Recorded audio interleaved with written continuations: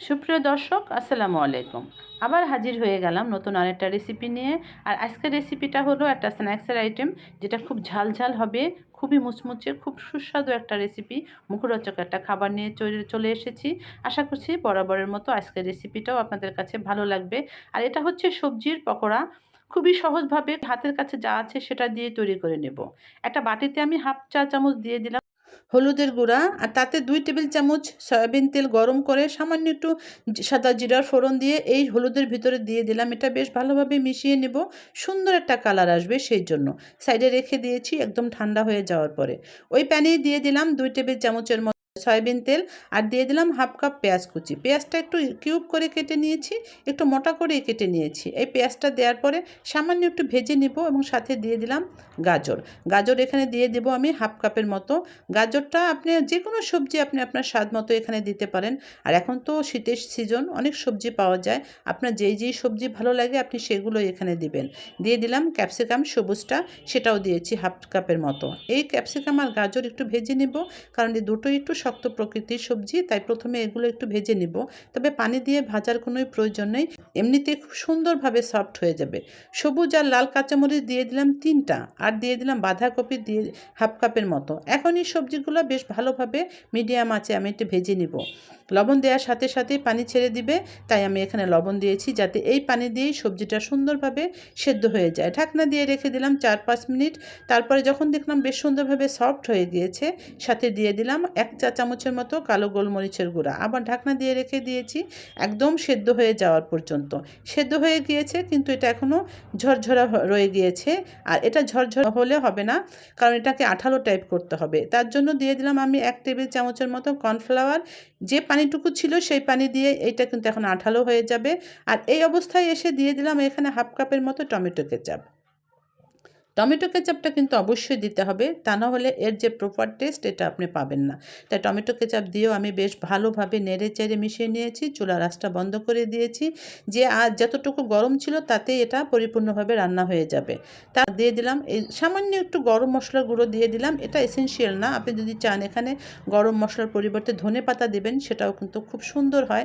আর যদি আপনি এটা সংরক্ষণ করেন ডিপ ফ্রিজে, তখন ধনেপাতাটা স্কিপ করতে হবে।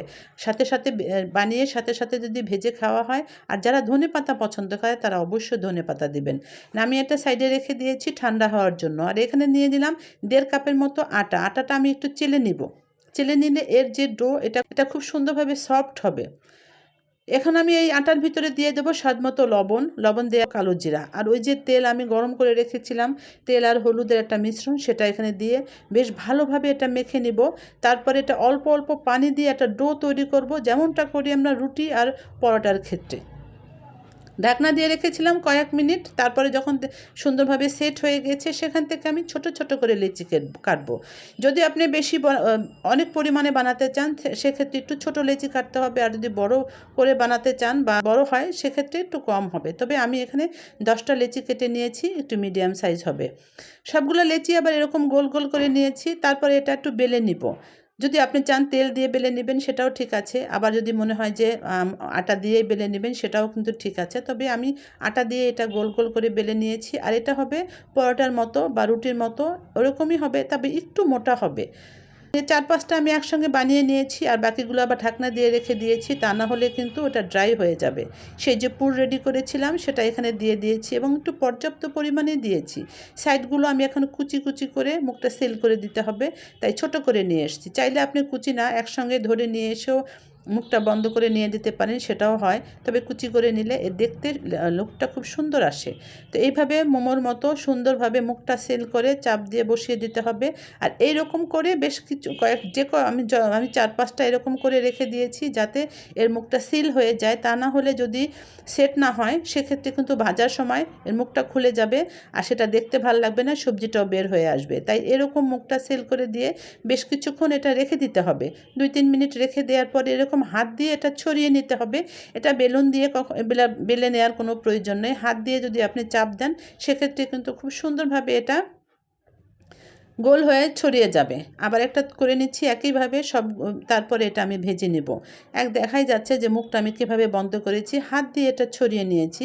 আবার একটু সাবধানেই ছড়িয়ে নিতে হবে, কোনোখানে যেন ফুটা হয়ে না যায়, তখনও কিন্তু ভিতরে তেল চলে যাবে, সেটাও খেতে ভাল লাগবে না। একটা প্যানে আমি তেল দিয়েছি, তাও হাফ কাপের মতো। এটা আমি ডুবো তেলে ভাজবো না, এটা অল্প তেলে ভেজে নেব, তাই অল্প তেল দিয়েছি। তেলটা দেওয়ার পরে আমি এটা আস্তে করে বসিয়ে দিয়েছি। যে সাইডটা আমি সিল করে দিয়েছি সেই সাইড নিচের দিকে দিয়েছি। তারপরে আবার এটা যখন একটা সাইড সুন্দরভাবে হয়ে যাবে, সেটা আমি উল্টে দিয়ে দেব। যদি মনে হয় যে না অল্প তেলে আমি এটা কেন ভাজবো, এটা তো ফুলবে না, তাহলে আপনি ভুল ভাবছেন। এটা অল্প তেলেও কিন্তু খুব সুন্দরভাবে ফুলে যাবে, একদম লুচির মতো ফুলে গোল হয়ে যাবে। কিন্তু ভাজতে হবে মিডিয়াম হিটে, খুব বেশি হিটেও ভাজা যাবে না, আবার একদম কম হিটেও ভাজা যাবে না, মিডিয়াম হিটে এটা ভেজে নিতে হবে। আর তাতে কিন্তু এটা খুব সুন্দরভাবে ফুলে একদম লুচির মতো গোল হয়ে যাবে। তো এরকম একটা রেসিপি অবশ্যই এই শীতে আপনি একবার করবেন, বিকালে অথবা সকালে, যে কোনো সময় কিন্তু চায়ের সাথে খুব সুন্দর যায়। চাইলে আপনি বাচ্চার টিফিনে অথবা অফিস গোয়িং আপু ভাইয়াদের টিফিন বক্সেও কিন্তু এটা নিয়ে যাওয়া যায়। আমি সবগুলোই ভেজে নিয়েছি, তারপর এটা আমি পরিবেশন করেছি সস দিয়ে। আশা করছি আজকের রেসিপিটা আপনাদের কাছে খুব ভালো লেগেছে। ভালো লাগলে প্লিজ আমার চ্যানেলের সাথেই থাকবেন, তার জন্য অবশ্যই আমার চ্যানেলটি সাবস্ক্রাইব করে নেবেন, পাশে থাকা বেল বাটনটিও প্রেস করে দিবেন, আর ভিডিওতে এটা লাইক দিতেও কিন্তু ভুলবেন না। একটা ভেঙে দেখাচ্ছি, ভিতরে কিন্তু দেখেন একদম ফুলে গিয়েছে, সেটা কিন্তু বোঝাই যাচ্ছে। গরম গরম এরকম একটা সবজির পকোড়া বা সবজির পুরি খেতে সত্যি অসাধারণ লাগবে। সবার জন্য ভালোবাসা রইল, অনেক দোয়া রইল সবার জন্য। আমার জন্য প্লিজ দোয়া করবেন। নতুন আরেকটা ভিডিও নিয়ে ঠিক চলে আসবো, সেই পর্যন্ত আল্লাহ হাফেজ।